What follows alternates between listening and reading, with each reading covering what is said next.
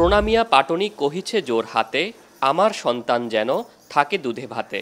প্রখ্যাত কবি ভারতচন্দ্র রায়গুণাকরের এ বিখ্যাত কবিতার ছত্রটি যেন আজকের দিনে অন্যতম চাওয়া। বিশ্ব স্বাস্থ্য সংস্থার গাইডলাইন অনুযায়ী একজন প্রাপ্তবয়স্ক মানুষের দৈনিক 250 মিলিলিটার দুধ পান করা উচিত।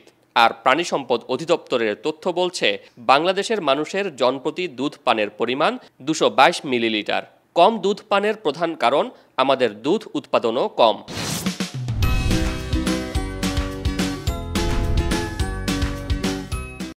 একটা ভালো প্রোডাকশন করতে হইলে দেখা যাবে যে এদেরকে প্রোডাকশন আপনাকে 10 লিটার উৎপন্ন হচ্ছে, কিন্তু আমাদের গড়ে দেখা যাচ্ছে 2 থেকে 3 লিটার দুধ উৎপন্ন বা কোনো কোনো ক্ষেত্রে আরও কম হতে। সেই জন্য আমাদের জেনেটিক ইমপ্রুভমেন্ট করতে হবে, যেমন আমাদের নিজস্ব যদি ওইরকম আমাদের দুধালো জাত নাই। উন্নয়নশীল দেশগুলোতে দেখি যে পার ক্যাপিটা গরু অ্যাভারেজ দুধ উৎপাদন 60 থেকে 70 লিটার। তাহলে আমরা ওই জায়গাটাতে উৎপাদনে আমরা জাত উন্নয়নে কিন্তু আমরা অনেক পিছিয়ে আছি।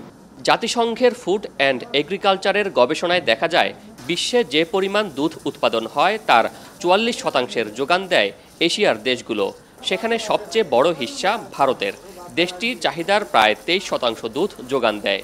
এরপরই যুক্তরাষ্ট্র, পাকিস্তান ও চীনের অবস্থান। অথচ বাংলাদেশ এ সারিতে একেবারে পেছনের সারির একটি দেশ। বাংলাদেশে দুধের ঘাটতির নানান কারণ রয়েছে।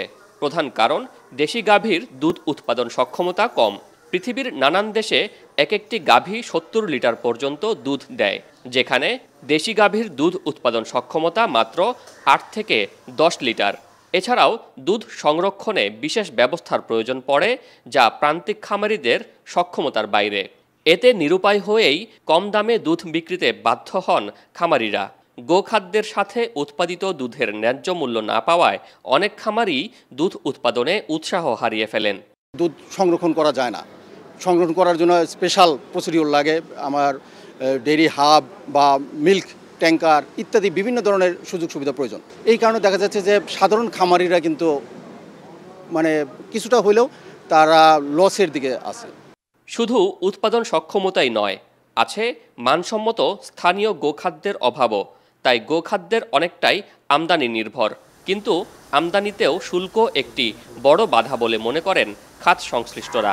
বর্তমানে গোখাদ্যের ক্ষেত্রে যারা কমার্শিয়াল ইম্পোর্টার আছে ওদের যেই ট্যাক্স রেট এবং যারা ফিড মিলার ওদের যে ট্যাক্স রেটের মধ্যে বিশাল একটা পার্থক্য আছে। কমার্শিয়াল ইম্পোর্টারদের যদি ট্যাক্স স্ল্যাবটা কমানো হয় তাহলে আমাদের গোখাদ্যের দাম কমবে এবং খামারিরা মোটামুটি উপকৃত হবে, দুধের প্রোডাকশনটাও বাড়বে। তবে সরকারি প্রচেষ্টায় গাভীর জাত উন্নয়ন ও দুধ উৎপাদন বৃদ্ধির উদ্যোগের কথা জানাচ্ছে প্রাণী সম্পদ অধিদপ্তর। এসব চেষ্টা সফল হলে আগামী 2 থেকে 2.5 বছরেই দুধ উৎপাদনে দেশ স্বয়ংসম্পূর্ণ হবে বলে দাবি তাদের। শোয়েব রহমান, এখন, চট্টগ্রাম।